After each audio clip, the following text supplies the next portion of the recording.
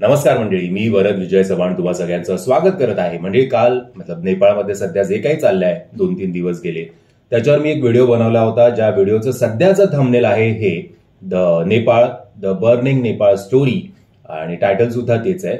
पण या थंबनेलच्या आधी मी जो थंबनेल ठेवला होता तो हा होता की जे बांगलादेश, श्रीलंका आणि नेपाळला जमलं ते भारताला का जमत नाही, आणि त्या व्हिडिओचं टायटल सुद्धा तेच होतं. जवळजवळ 19 मिनिटाचा तो व्हिडिओ होता.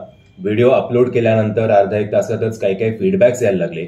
आणि जर तुम्ही माझ्या आधीच्या व्हिडिओजमध्ये सुद्धा जर बघितलं असेल की प्रत्येक फीडबॅकला, भले तो पॉझिटिव्ह असेल किंवा निगेटिव्ह असेल, मी त्या फीडबॅकला लाईक करतोच. याचा अर्थ असा की मी तुमची जी तक्रार आहे किंवा तुमचं जे अप्रिसिएशन आहे ते नक्कीच त्याची दखल घेतलेली आहे. पण काल जे फीडबॅक मला आलं ते निगेटिव्ह होतं. आणि अशा सेन्सिटिव्ह टॉपिक्सवर जेव्हा आपण व्हिडिओ बनवतो तेव्हा पॉझिटिव्ह पेक्षा जास्त निगेटिव्ह कमेंट्स येतात याची आपल्याला जाणीव व्हिडिओ अपलोड करण्याच्या वेळेला असतेच. बट काल जे मला फीडबॅक्स आले ते खरोखर मला त्यांचं म्हणणं पटलं की थंबनेलवरनं चुकीचा अर्थ जातोय. आणि तो अर्थ असा जातोय की माझी अशी इच्छा आहे की जे नेपाळ, बांगलादेश आणि श्रीलंकेमध्ये घडलं तसं भारतामध्ये सुद्धा घडावं, तसंच जाळपोळ भारतामध्ये सुद्धा व्हावा, तसंच नेत्यांना धुवावं. तर असं माझ्या त्या 19 मिनिटाच्या व्हिडिओमध्ये मी एकही शब्दाने, एकही वाक्याने असं काही बोललो नाहीये. जर तुम्ही तो व्हिडिओ नीट बघितलात तर प्रत्येक वेळेला मी वोटिंग हेच आपलं हत्यार आहे, वोटिंग हेच आपलं हत्यार आहे. प्रत्येक वेळेला त्या नेत्यांना निवडून देऊ नका जर ते तुमची कामं करत नसतील तर, जस्ट बिकॉज ते तुमच्या जातीचे आहेत. असंच मी जवळजवळ 2 ते 3 वेळा त्या 19 मिनिटाच्या व्हिडिओमध्ये बोललेलो आहे. आणि सर्वप्रथम जो फीडबॅक्सवरनं मला काल मी जे शिकलो, जो अनुभव मला मिळाला तो म्हणजे अशा टॉपिक्सवर व्हिडिओ बनवताना सगळ्यात आधी आपल्याला डिस्क्लेमर द्यायला हवा, जो मी आत्ता डिस्क्लेमर देतोय की मी कुठल्याही प्रकारच्या हिंसेला, कुठल्याही प्रकारच्या असा जाळपोळीला, खून खराब्याला अजिबात सपोर्ट करत नाही. काल थ्रूआउट त्या 19 मिनिटाच्या व्हिडिओमध्ये मी एवढंच म्हणत होतो की जे तिकडे चाललंय ते आपल्याला वोटिंगच्या माध्यमातून का जमत नाहीये, आपण का त्याच लोकांना निवडून आणतोय आणि मग हीच लोक 70 लाखाच्या गाड्या, 1.5 कोटींच्या गाड्या, कारण समस्या सगळ्या सेम आहेत. तिकडे बांगलादेशमध्ये रिझर्वेशनचा प्रॉब्लेम होता, त्याच्यावरनं मी रिझर्वेशनचं आपल्या भारतात जे काही चित्र आहे त्याच्यावरनं बोललो. त्याच्यावरनं आय थिंक भारती शिंदेजीच ना, एक मिनिट त्यांचा आयडी बघतो मी, त्यांनी सांगितलं की भारती शिंदेजी की हे सगळं आता मराठा समाज जो काही फेस करतोय त्याचं तुम्हाला काही हे आहे का, सिरियसनेस नाहीये किंवा एक्सेट्रा एक्सेट्रा. तर भारतीजी, मी जवळजवळ मराठा समाजाचं जेव्हा आंदोलन चाललं होतं तेव्हा मी जवळजवळ 3 व्हिडिओज त्या आंदोलनावर बनवलेले आहेत. आणि 3ही व्हिडिओमध्ये मी असं म्हटलं आहे की बाबा माझा विश्वास नाहीये, माझं तर असं म्हणणं आहे की प्रत्येक आरक्षण काढून टाका आणि मेरिटवर लोकांना कामं किंवा शिक्षण मिळू दे. बट जर या समाजाला, हे ऑनलाईनमध्ये मी तुम्हाला सांगतोय की त्या 3 व्हिडिओजमध्ये मी काय म्हटलं होतं, जर या समाजाला पिढ्यानपिढ्या काही अन्याय फेस करावा लागत असेल तर सरकारने त्यांना सिरियसली घ्यायला हवं आणि याच्यावर काहीतरी मार्ग काढायला हवा. त्याचबरोबर आपली संस्कृती, आपली अस्मिता यांचं फीडबॅक सुद्धा काल चांगला होता, ज्याच्यामुळे मी हे टायटल चेंज करायचं ठरवलं. नाईक प्रजापती ऑफिशियल यांनी सुद्धा सुरुवातीला सांगितलं होतं. त्याचबरोबर MNS 928, दिनेश, रॉनी, या सगळ्यांचे आभार की तुमचे फीडबॅक्स खरंच खूप बरे वाटले ते ऐकून. कारण माझं असंच आहे की मला जे तुम्ही मोठमोठे युट्यूब चॅनल्स बघत असाल किंवा जे माझ्यासारखे छोटे युट्यूब चॅनल्स असतील ते स्वतःचा व्हिडिओ अपलोड करून तुम्हाला तुमचं त्याच्यावर काय म्हणणं आहे, हे किती ते सिरियसली घेतात हे माझ्यापेक्षा तुम्हाला जास्त माहिती असेल. कारण ते कमेंट बॉक्स ओपन ठेवतात. मग तुम्ही पॉझिटिव्ह असेल, निगेटिव्ह असेल, तुम्ही आपापसात बोलत बसा, आपापसात भांडत बसा. किती जण स्वतःहून ते तुमचे फीडबॅक्स लाईक किंवा रिप्लाय करतात हे मला जरा कमेंटच्या माध्यमातून कळवा.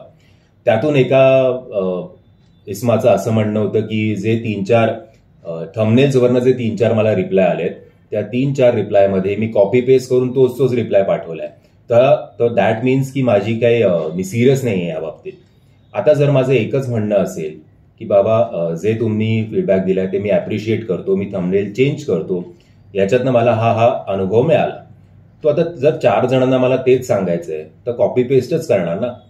म्हणजे आता एक लाईन समजा पहिली माझी अशी होती की ओके मी तुमचा फीडबॅक अप्रिशिएट करतो, तर दुसऱ्याला जस्ट बिकॉज मी सिरियस वाटायला पाहिजे म्हणून त्याचं जरा पुढे मागे करू का, ओके अप्रिशिएट केला मी तुमचा फीडबॅक, तिसऱ्याला मी तुमचा फीडबॅक अप्रिशिएट केला बरं का, असं काही करू का? तो असं नाहीये. बरं, आत्ताचे जर तुम्ही हे जे काही नेपाळमध्ये चाललेलं आहे आणि त्याच्यावर जर फेसबुकवर, इंस्टाग्रामवर जे मोठमोठे फॉलोईंगवाले मराठी पेजेस आहेत त्यांची पोस्ट जाऊन बघा. त्यांनी त्यांच्या पोस्टमध्ये असं म्हटलेलं आहे की ज्याप्रमाणे नेपाळमध्ये तिकडच्या नेत्यांना धुतला, त्याचप्रमाणे महाराष्ट्रातल्या कुठल्या नेत्याला तुम्हाला असंच मारावंसं वाटेल, अशा पोस्ट आहेत बरं का, जे मी सोमवारपासून बघतोय. त्याच्यावर लोकांनी भरमसाठ त्या नेत्यावर राग काढलेला आहे. अशा कुठल्याही प्रकारची भाषा मी कालच्या व्हिडिओमध्ये वापरली नाहीये. मी फक्त आणि फक्त वोटिंग एवढंच बोलतोय. त्यात मग ऍटलिस्ट तो व्हिडिओ तरी बघा. त्याच्यात मी आता परत अख्खा हा व्हिडिओ पण लोक बघतील की नाही मला माहिती नाही, कमेंट्स मात्र नक्कीच करतील. बट जर तुमचे कमेंट वाचून जर मी तो थंबनेल चेंज केला असेल तर तुम्ही सुद्धा कमेंट त्या हिशोबाने चेंज करणं गरजेचं आहे. कारण बरेच लोक अख्खा व्हिडिओ बघत नाहीत, ते फक्त कमेंट्सवर रिप्लाय द्यायला हे करतात आणि कमेंट्सवरनं अंदाज काढतात की व्हिडिओचं ओव्हरऑल काय म्हणणं असेल ते. सो आपली संस्कृती, आपली अस्मिता या ताईंनी तर नक्कीच स्वतःच्या त्या माझ्या रिप्लायवर त्यांनी रिप्लाय दिलाय. बाकीचे फक्त स्वतःचं जे म्हणणं आहे तेवढंच हे करतायत आणि ज्यानंतर मी त्यांची फीडबॅक पॉझिटिव्हली घेतली आणि त्यांच्या म्हणण्यानुसार हे चेंज केलेलं आहे, त्याच्यावर कोणाचं काही म्हणणं नाही. बरं, जसं मी त्या पॉलिटिक्समध्ये, राजकारणामध्ये घराणेशाही जी काही चालते, जसं ज्याच्यामुळे नेपाळमध्ये हे आंदोलन सुरू झालं, हे आंदोलन काय आत्ता लोकांच्या मनात आलं आणि नंतर हे सगळं जाळपोळ झालंय अशातला भाग नाहीये. हे खूप आधीपासूनची गोष्ट आहे जी हळूहळू हे होत गेली. आउटबर्स्ट झाला त्याचा, आणि त्या आउटबर्स्ट होण्याचं कारण म्हणजे पहिलं सरकारने लहान मुलांवर गोळ्या झाडल्या, ज्याच्यात 20 शाळेतली पोरं मारली गेली. त्याच्यानंतर हे सगळे राडे झालेले आहेत. तो हे डिटेलमध्ये मी त्या व्हिडिओमध्ये सांगितलेलं आहे की कशामुळे काय काय झालंय ते. बट ते आय थिंक अख्खा व्हिडिओ कोण बघत नाही. स्टार्टिंगचा थंबनेलवरनच लोकांनी स्वतःचं एक इम्प्रेशन बनवून घेतलं. बट दॅट इज ओके की मला असंच देवाणघेवाण पाहिजे, कारण तुमच्या फीडबॅक्सवरनच मला अनुभव चांगले येऊन किंवा वाईट अनुभव येऊन कसं आपण एक व्हिडिओ प्रेझेंट करायला हवा याची चांगली आयडिया मला मिळेल. सो त्यासाठी, त्या फीडबॅकसाठी खरंच तुमचे खूप आभार. बट एकदा तो व्हिडिओ ऍटलिस्ट थोडा बघून घ्या. आणि जे मी मान्य करतो, थंबनेलच्या यांनी खूप मिसलिडिंग होऊ शकतं ते माझं जे म्हणणं होतं ते.